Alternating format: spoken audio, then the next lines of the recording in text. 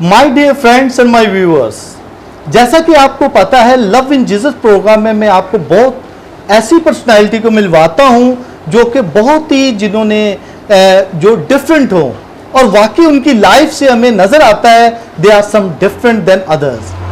ये ऐसे ही पर्सनालिटी को आज मैं आपसे मिलवाना चाहता हूं, उनकी बातचीत करना चाहते हैं, उनकी लाइफ के बारे में हम जानेंगे कि वो क्या करती हैं, किस तरीके से वो खिदमत करती हैं। वो हैं सिस्टर मरियम।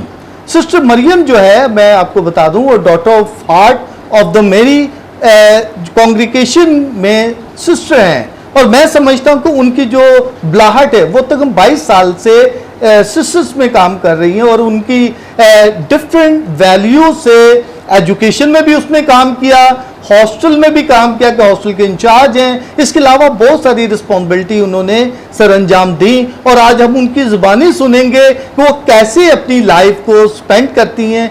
22 साल उनको हो गए एज ए सिस्टर। तो मैं समझता हूं कि मैं आपको बता भी दूं कि वो सिस्टर जनीन के साथ उनको देखते हुए वो सिस्टर में आई और डॉक्टर रूथ वो को देखते हुए मैं सिस्टर मरियम को वेलकम कहता हूं कि आज वो हमारे चैनल पर आई हैं और बहुत सारी बातें हम इनसे करेंगे और माय व्यूवर्स बहुत सारी चीजें आज देखेंगे और उनकी बातों को सुनेंगे और आप बहुत सारी चीजों को जानेंगे कि उन्होंने कैसे अपनी लाइफ को स्पेंड किया। सिस्टर जी, सबसे पहला मेरा सवाल ये है कि आप इस लाइफ में कैसे आना हुआ आपका? मैं सबसे पहले तो खुदावंद की ज़ात का शुक्र अदा करती हूँ, उसके बाद अपने वालिदैन का जिसके ज़रिए से आज मैं यहाँ पर हूँ, इस काबिल हूँ। और मेरी ज़िंदगी में भी कुछ इसी तरह है। मैं कह सकती हूँ कि क्योंकि अल-कादर ने मेरे लिए बड़े बड़े काम किए और उसका नाम कुदूस है। तो मैं अगर सोचूं तो किसी मोजज़े से कम मेरी बुलाहट नहीं है। मैं चक ओकाड़ा से हूँ, चौवन चक से। वहाँ पर जो मेरी इब्तदाई तालीम है इतनी पॉसिबिलिटी नहीं थी, सिर्फ गवर्नमेंट का स्कूल था प्राइमरी तक। तो प्राइमरी तक मैंने अपनी स्टडी वहाँ पर मुकम्मल की। इसके बाद काफ़ी गैप आया, कोई फैसिलिटी नहीं थी, इसलिए कि शहर में जाने के लिए उस वक़्त इतनी वैल्यू नहीं थी कि यंग लड़कियाँ दूर दराज शहर में जाके तो स्टडी करें। इसी तरह मेरी ज़िंदगी में कुछ खलासा आया कि certain years I was at home with my family, लेकिन मेरे अंदर एक जो तड़प थी स्टडी की वो कंटिन्यू रहती थी। तो मैं फिर मुझे ये होली फैमिली की सिस्टर्स हमारे यहाँ आती थी, फादर्स भी आते थे, तो वो ज़्यादातर स्टे करते थे हमारे घर में ही। मास के लिए भी लीजन ऑफ मेरी एसोसिएशन डिफरेंट उनके ग्रुप्स थे, तो मैं वहाँ पर उनको ज्वाइन करती थी, उनके साथ पार्टिसिपेशन करती थी। फिर सिस्टर्स का स्कूल था छेचक में, वो भी 8वीं तक था। फिर मैंने अपनी मम्मी को डैडी को वो फोर्स किया कि मुझे कंटिन्यू स्टडी रखनी है, तो उन्होंने कहा ठीक है फिर आप छेचक में स्टडी करें। मैं वहाँ से छेचक में सिस्टर्स होली फैमिली का स्कूल था, तो फादर अमातो का जो बच्चे थे वो ओकाड़ा में थे। ओकाड़ा से गाड़ी उठाती थी बच्चों को और वो छेचक में लेके जाती थी और दोपहर को स्कूल के बाद वो वापस लेके जाती थी। इसलिए मैं अपने घर से तांगे पे बैठती थी और बस स्टॉप तक आती थी। वो गाड़ी मुझे पिक करती थी और मैं स्कूल जाती थी, इसके बाद फिर वो मुझे ड्रॉप करती थी और मैं तांगे पे वापस घर आती थी।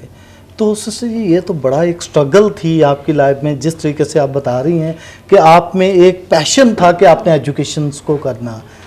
ये मेरे लिए एक बहुत, मैंने पहले भी कहा, मोजज़े से कम नहीं है कि मैं खुद नहीं अपनी लाइफ को समझ सकी। फिर इसके बाद मैंने 8वीं तक मुकम्मल की, तो फिर एक लंबा अरसा जो गैप का था वो मेरी ज़िंदगी में आया, 9 ईयर। ओके। तो मेरी मम्मी और मेरे डैडी मेरे लिए रिश्ते की तलाश कर रहे थे।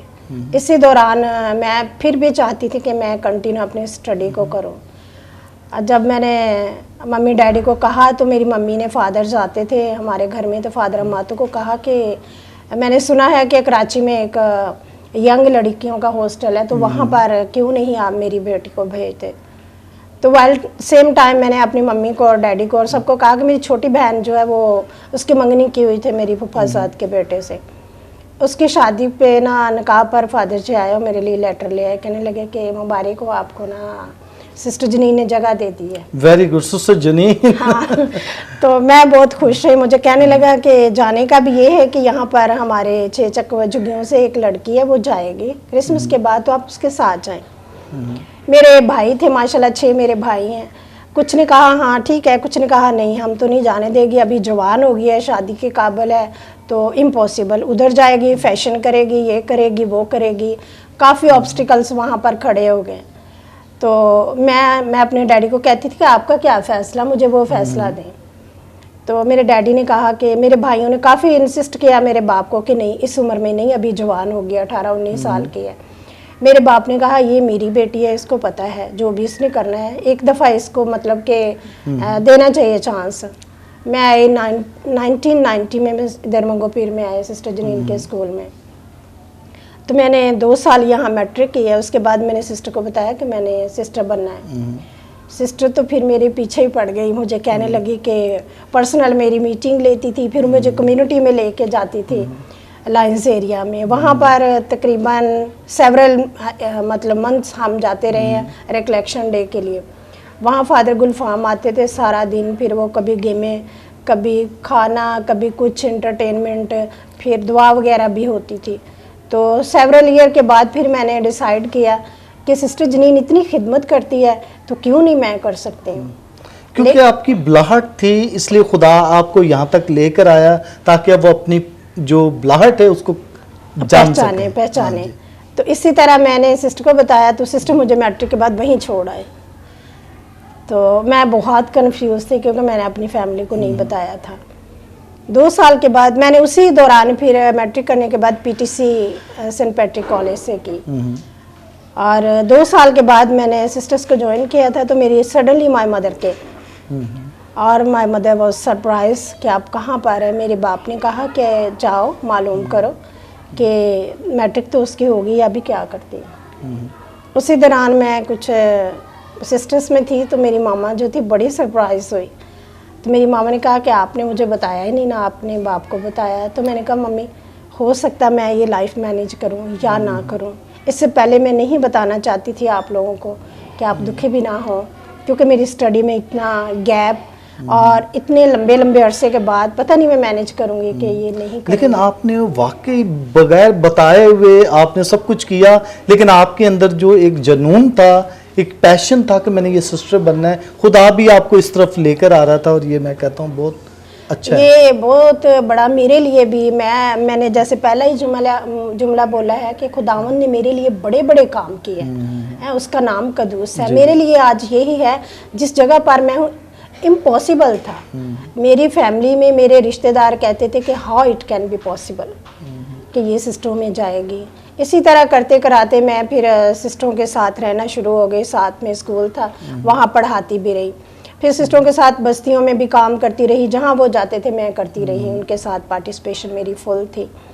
इसके बाद मैंने 2000 में अपना पहला प्रोफेशन जो है वो किया। ओके। उसके बाद मेरी अपॉइंटमेंट मंगोपीर में हुई। ओके, पहली अपॉइंटमेंट मंगोपीर में हुई। ओके। तो मैंने फिर इधर उन्होंने कहा कि आपने स्कूल में जॉब करनी है। सिस्टर जनीन वाज वेरी हैप्पी कि ये मेरा पौधा लगाया हुआ, तो मैं चाहती हूँ कि यहाँ पर बेर फ्रूट भी करे। तो मैं जब इधर आई तो मुझे एज ए टीचर नहीं बल्कि एज ए हेड टीचर आदमगोट में अपॉइंट किया गया। ओके। 2000 से 2007 तक मैं वहाँ पर एज ए हेड टीचर। क्योंकि आपने एजुकेशन में भी बहुत काम किया, हालांकि आपने देखो एक गैप होने के बावजूद इतनी आपने स्ट्रगल की, और आप एजुकेशन में एज ए हेड इंचार्ज रहीं और बहुत ज़्यादा आपने काम किया एजुकेशन पर भी। जी, मेरा ख्याल है कि मेरे अंदर जो एक जद्दोजहद है, डिटर्मिनेशन है, मैं शायद पैदा ही इसके साथ हुई हूँ। क्योंकि मैं मतलब इतनी क्लेवर नहीं हूँ, लेकिन मेरी हार्ड वर्किंग जो है और खुदावंद का फजल जो है वो हमेशा मैंने फील किया कि वो मेरे साथ रहा है, और उसकी वजह से मैं आज यहाँ पर हूँ। तो इसी तरह मैं उधर आदमगोट में भी रही, इधर भी तालीम हासिल भी करती रही और साथ बच्चों को भी देती रही, जिसकी वजह से फिर 2007 में मैंने क्या किया कि एज ए सुपीरियर मुझे चुना गया, हाउस सुपीरियर लाइंस एरिया में। उसके बाद मैंने 2007 के बाद जब मैं सुपीरियर बनी 7, 8, 9 साल, फिर इसके 3 साल 2009 तक, फिर हमारी मदर जनरल जो थी वो फ्रांस से आई हुई थी, तो मुझे उसने कहा कि मैं चाहती हूँ कि आप आगे स्टडी करें। तो मैंने फिर बीएड किया नोटो डैम में। ओके। इसके बाद फिर मैं सेंट रीटा मॉन्टेसोरी सेक्शन में हेड टीचर हुई। वहाँ पर भी मैं पढ़ाती रही और स्कूल को रन करती रही।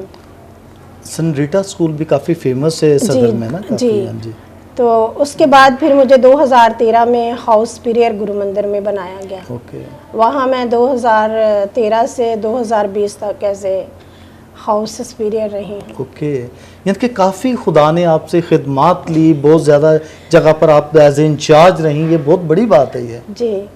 तो इसके बाद सिस्टर सलीमा जो हॉस्टल इंचार्ज थी, जी। उसके साथ कुछ ऐसी कॉम्प्लिकेशंस जो हेल्थ इशू थे जिसकी वजह से उनको अभी कम्युनिटी में वापस जाना था, तो मेरे लिए ये अपॉइंटमेंट हुई कि हॉस्टल में मैं एज ए इंचार्ज हूँ। तो एनीहो मैंने इस मिशन को कबूल किया और मैं यहाँ पर 19 से लेकर 20 तक रही। फिर भी मैं आती जाती रही, उधर भी मैं देखती थी, इधर भी मैं सारे बच्चों का भी देखती थी। और इसके बावजूद भी मुझे कुछ हेल्थ इशू थे जिसकी वजह से 2019 में मैंने ना गिव अप किया। मैंने अपनी प्रोविंशियल को कहा कि आई डोंट थिंक कि I can continue be as a superior because it's a lot of work and this journey is too much for me. Okay. So then after that I was continue as a hostel in charge. Sister, what's your experience about hostel? You are also in charge of this hostel, Yes. Mangupir hostel. Yeah, I am in charge. Marriott-led hostel. Marriott-led hostel. जी जी। यहाँ पर जो मैंने देखा है कि ये hostel बड़ा unique सा है। फर्स्ट ऑफ ऑल कि यहाँ पर एज की कोई लिमिटेशन नहीं है। ओके। यहाँ पर मेरे पास जो बच्चे हैं 4 साल से 16 साल तक है इनकी मतलब कि जो है एज है, जिनको लुक आफ्टर करना है, इनका मेडिकल से, स्टडी लिहाज से, स्पिरिचुअल हिसाब से, ये सारा कुछ मैनेज करना इट वाज वेरी चैलेंजिंग। लेकिन मैं फील करती हूँ जब अपनी ज़िंदगी में डिसिप्लिन है, डिसिप्लिन के साथ आप रहते हैं तो खुदा हर कदम पर आपको बरकत देता है। तो सिस्टर जी, मुझे आप अपनी कम्युनिटी, आपकी जो जमायत है, ठीक है, daughter of heart of the Mary, इसके बारे में थोड़ा सा बताएं कि कैसे आप इस जमायत में, वो तो हमने देखा, कैसे आप इस जमायत में हैं और क्या इनका काम है, ज़्यादा क्या वो काम करती हैं? अच्छा, हमारी जो जमात है actually we have 2 founder and co founder, okay, male and female थे। तो हमारी जमात जो है ये वर्ल्ड वाइड है, कॉन्ग्रीगेशन हमारी जो है वर्ल्ड वुमेन है, हम रिलीजियस हैं, हम सेकुलर नहीं हैं। ये इसका एग्जिस्टेंस जो हुआ था through the Holi spirit, inspiration through the Holi spirit, the Heights of the French revolution 1790। उस वक्त ये था कि हमारा जो बानी था वो एक कहना चाहिए कि ट्विंकलिंग ऑफ आइज, उसकी इंस्पिरेशन होली स्पिरिट से हुई थी। और उन्होंने एक different form of religious life का इंतखाब किया कि इफ़ इट इज़ पॉसिबल। तो उस वक़्त फ्रांस में जो ये थी रेवोल्यूशन एक पीक पर थी, तो जो गवर्नमेंट थी फ्रांस की वो अगेंस्ट थी तमाम रिलीजियस ऑर्डर के, प्रीस्ट एंड रिलीजियस के। तो इसलिए हमारे फाउंडर को ये इंस्पिरेशन हुई है कि क्यों नहीं हम ऐसा काम करें जो मतलब के यूनिफॉर्म के बगैर हो। ओके ओके, इसलिए आप यूनिफॉर्म नहीं पहनते, हैबिट्स हाँ जी। तो हमारा कोई भी डिस्टिंग्विश्ड साइन जो है वो आप देख नहीं सकेंगे। हमारा अगर वो है मेडल तो वो भी हम शो नहीं करते हैं। फिर हम दुनिया में हैं, आउट ऑफ द दुनिया नहीं, हम midst of the world but not belong to the world. Okay. तो इसी तरह हमारी जो खिदमत है तकरीबन 32 मुल्कों में हम सर्व कर रहे हैं। ओके। हाँ जी, ये बहुत बड़ा नंबर है कि हाँ जी, 30 और 32 हाँ जी countries we are working. Okay. फिर ये है कि हमारा ये है कैरिज्म जो है वो according to the needs of the time, जहाँ भी ज़रूरत है हमें अवेलेबल होने हैं। हम स्पेसिफिकली हमारे लिए कोई मिशन नहीं है, जहाँ भी ज़रूरत है हम वहाँ पर खिदमत के लिए सर्व करने के लिए चले जाते हैं। आज दुनिया में हमारी बहुत सारी मतलब के सिस्टर्स हैं जो बहुत सारे शोबों में हैं, बैंकर हैं, डॉक्टर हैं, नर्सेज हैं, वकील हैं, उनका different kind of profession we है, we can not have a specific only one profession.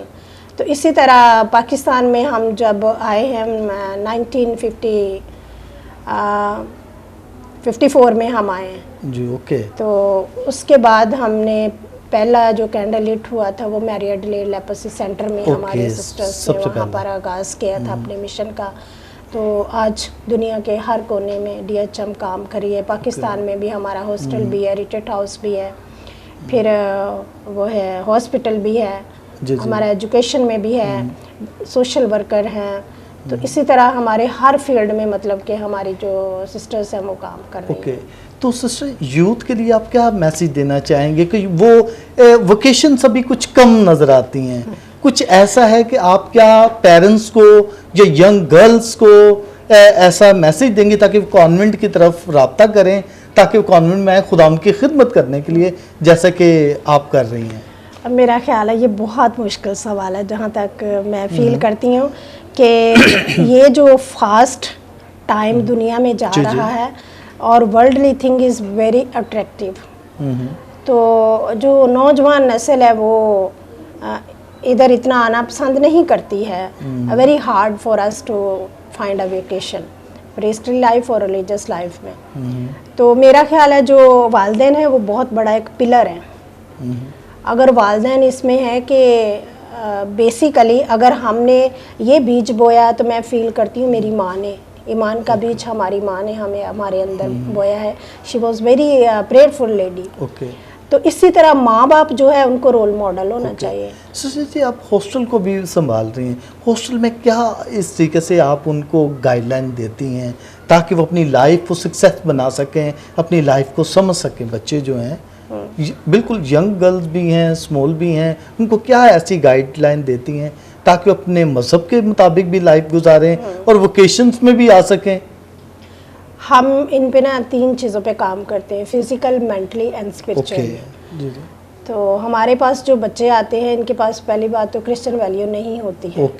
So they don't know where they are, क्योंकि माँ बाप ने कुछ सिखाया नहीं होता। आज के वक्त में वालिदैन जो है सुबह से शाम तक दोनों काम करते हैं, तो फिर बच्चों की ज़रूरियात पूरी होती है। तो इसके लिए वालिदैन जो है वो तगो-दो में है कि इनकी ज़रूरियात पूरी की जाए। हॉस्टल में ज़्यादातर जो बच्चे हमारे पास आते हैं वो सिक्योरिटी के बेस पे आते हैं कि आज सोसाइटी में यंग लड़कियों का या बच्चों, लड़कियां खासकर छोटे से बड़ी लड़कियों तक कोई सिक्योरिटी नहीं।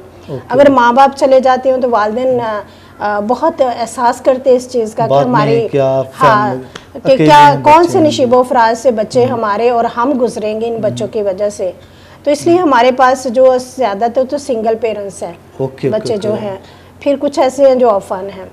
तो हमारे पास तकरीबन हर बच्चा जो है वो डिफरेंट कैटेगरी से है। इनमें बहुत सारे प्रोटेस्टेंट भी हैं बच्चे, लेकिन हमने ह्यूमैनिटी के लिए काम करना है। हमने ये नहीं कि हमने सिर्फ कैथलिक बच्चों को लेना है। फिर हम इनको मतलब कि तरबियत करते हैं, एजुकेशन भी है हमारे इनके फिजिकल हेल्थ के लिए। वहाँ से डॉक्टर आती है जिना हॉस्पिटल से, तो वो भी इनको ये सारी चीज़ें सिखाती है फिजिकल के लिए। तो तमाम जो चेंजेस बॉडीज़ में आती हैं, शी इज़ गाइडिंग देम। फिर स्पिरिचुअल लिहाज से संडे स्कूल होता है, स्कूल में पढ़ाया जाता है इनको। सिलेबस जो है हमारे मतलब के कैथलिक का जो बुक्स होती हैं वो भी सिस्टर्स पढ़ाती हैं। फिर आगे हम रोज़री डेली करवाते हैं, सुबह में मॉर्निंग प्रेयर्स करवाते हैं। तो मेरा ख्याल है कि इट्स वेरी चैलेंजिंग, बट उम्मीद करती हूँ कि ये बड़ा ब्राइट फ्यूचर यहाँ से लेके जाएंगे ये बच्चे हमारे। सिस्टर जी, मैं आपसे ये कहना चाहूँगा, हमारे व्यूवर्स जो है ना वो ज़रूर सुनना चाहेंगे कि आप क्या मैसेज ऐसा देंगे ताकि वो वोकेशंस आ सकें, ब्रदर्स के लिए भी और गर्ल्स के लिए भी स्पेशली। पेरेंट्स को तो मेरा ख्याल है यही है कि एक्चुअली मैंने पहले भी कहा कि माँ एक पहली दरसगाह होती है। अगर माँ बाप बच्चों की जो ख्वाहिशात हैं उसकी रिस्पेक्ट करें ना, they have to fulfil their needs with the respect. अगर नहीं भी उनको मिलती है तो मतलब इस तरीके से उनको गाइड करें कि they do not feel emotional. आज बच्चे जो हैं बहुत जल्दी इमोशनल हो जाते हैं। तो माँ बाप को पहली तो बात है कि माँ को रिलेशन रखनी चाहिए चर्च में। और जी, संडे स्कूल लेके जाना चाहिए इनको। और यही है कि बाइबल घर में पढ़े, रोसरी पढ़े, फादरों सिस्टरों के साथ विजिट करें, इनको छोटे छोटे प्रोग्राम जो होते हैं चर्चेस में वहाँ लेके जाएं ताकि इनके राब्ते रहें ऐसे लोगों के साथ, जिससे ये यूथ में जैसे है रिलीजन ऑफ मेरी वे हैं और हमारी पैरिश में डिफरेंट काइंड ऑफ प्रोग्राम होते हैं, तो हम कोशिश करते हैं हमारे बच्चे इसमें इन्वॉल्व हों। जी जी। सिस्टर जी एक और चीज़, आज का दौर बड़ा फास्ट दौर है, तो ये वाकई बड़ा मुश्किल भी है, लेकिन ये बड़ा चैलेंज भी है कि आप ऐसे सिचुएशंस में हॉस्टल को चलाना भी बड़ा मुश्किल होता है। तो क्या आपको इजी है हॉस्टल चलाना, या कुछ डोनर्स होते हैं जो आपको सपोर्ट करते हैं, या क्या? इसको चलाना पहली बात तो फाइनेंशियल का जो सारा सिस्टम है वो मैरी एडलेड हमें सपोर्ट करती है, उसमें हमारी कोई भी पार्टिसिपेशन नहीं है। Whatever we need they are providing us.